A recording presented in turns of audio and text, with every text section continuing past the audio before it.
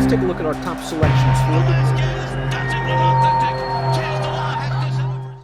Hi, everybody. Dan Illman, Mike Beer. The feature race at Belmont Park on Saturday is a good one. Let's throw up the field for the Mother Goose Stakes. 3-year-old fillies going a one-turn mile and a 16th. Only a field of 5, but it's an intriguing matchup between the up-and-comer, the number 2, Always Karina. 2 starts, 2 blowout wins, and sort of the established force in this division. The number 3, Clarierra, graded stakes winner, good 4th in the Kentucky Oaks. Interesting group, Mike. Always Karina might have a pace edge.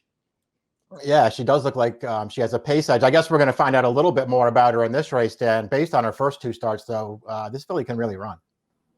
Absolutely. We'll throw up the Timeform U.S. pace projector, and Always Karina has not been headed in each of her 2 starts. She is expected to make the lead. That blue bar scenario, very good for Always Karina fans because that favors horses on or near the early lead. Clarierra is not a slow horse, however. She probably would appreciate some pace, but I think she can adapt. Yeah, I mean, she's going to have to as well, Dan. Yeah, I will see, what they decide to do with her here. I don't think they're going to, come out of there running, but they're going to have to try to keep closer to Always Karina early in this race if they want to try to run her down. It's going to be interesting to see how it plays out. The number 1, Make Mischief, might be able to work out a decent spot close to the pace. And I think you described her perfectly when we handicapped the grade 1 Acorn. You said she is an overachiever, and she certainly is. Let's watch the grade 1 Acorn. Make Mischief gave a really good effort. She's in between horses here, and she just caught a very good horse in the odds-on winners search results. 93 buyer for Make Mischief. That puts her right in the mix in the Mother Goose. It really does. We'll see if she can repeat it. I mean, obviously you can see, from the replay there, Dan, she's just no match for the 1-2 finishers in this race, but she's very game here to just get up for third. Just another fine effort for this filly. She's come back, in my opinion anyway. This is a filly who was multiple graded stakes place as a 2-year-old. She's come back a much better horse at 3. And she does have that tactical speed where she could be in closest attendance to Always Karina early. Let's watch Always Karina's first route race, her second lifetime start, and she went right to the front. She set a very rated pace under Jose Ortiz, and she dominated 2 races, buyers of 94, 93, and it's kind of scary, Mike. We might not have seen her best just yet. Yeah, I mean, they really haven't had to ask her for her best yet, Dan. She's gotten to the front and both of her starts and never really took that much pressure at any point in either of those races. Last time, she even overcame a bobble at the start there, just recovered very quickly, got herself up to the lead, just maintained her advantage all the way, drifting a little bit late in that race, but the race was already over at that point. She's got 2 figures. She's got a lot of speed. There's still feels like there's a lot of upside here. This is the first time she's really going to face some other real talented horses, Dan, so we'll see how she does. And she's coming into this race off a pair of bullet workouts. The 3 is Clarierra for trainer Steve Asmussen, winner of the grade 2 Rachel Alexandra in her seasonal debut.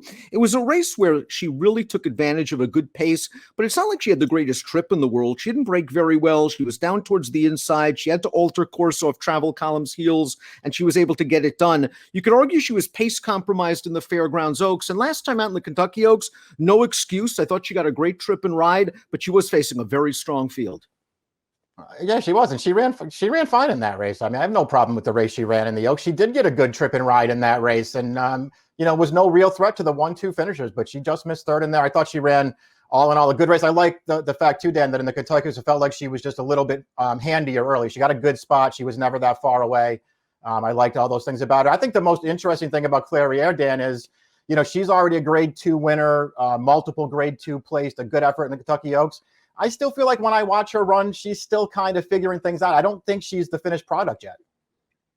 Number 4 is Zajel. You're getting 12-1 on the morning line on a Todd Pletcher trained graded stakes winner. She won the Forward Gal the last time she raced around 1 turn. That was a 7-furlong race. That was also a weak race. Her best speed figure is a 73 coming in. She's going to have to do a lot better. Yeah, I mean, we'll see what happens here. Maybe they hustled it in here, Dan. I mean, she's just, based on what she's done so far anyway, she's just not that good. Iliogami looks like a one-run closer dependent on pace and race luck, but it also appears that Rusty Arnold has this well-bred daughter of Tappet on her game. Lasix on her last 2 victories. The Lasix comes off and she might not get the setup. Boy, I like this filly, Dan. I'd like her a lot more if this was, one of those graded stakes route races up at Saratoga where she got a little more distance in around 2 turns. I don't know how this is going to work out for her, but this filly can run, and she stays all day long. I'm looking forward to her down the line. And we just saw her win that race at Keeneland. That was the maiden breaker 2 starts back. Top pick time for the grade 2 Mother Goose. Let's find out how good Always Karina is. She's even money on David Aragona's morning line. I think Clarierra is pretty good, however. I'm going to take her slight upset over Always Karina. I looked at it the same way, Dan. I won't be surprised when Always Karina is this good and just wires this field. But I'm a fan of Clarierra, and I think this is a good spot for her to maybe, force Always Karina to prove it. Same superfecta, 3-2, 1-5. Let's go Clarierra in the grade 2 Mother Goose at Belmont on Saturday. Good luck.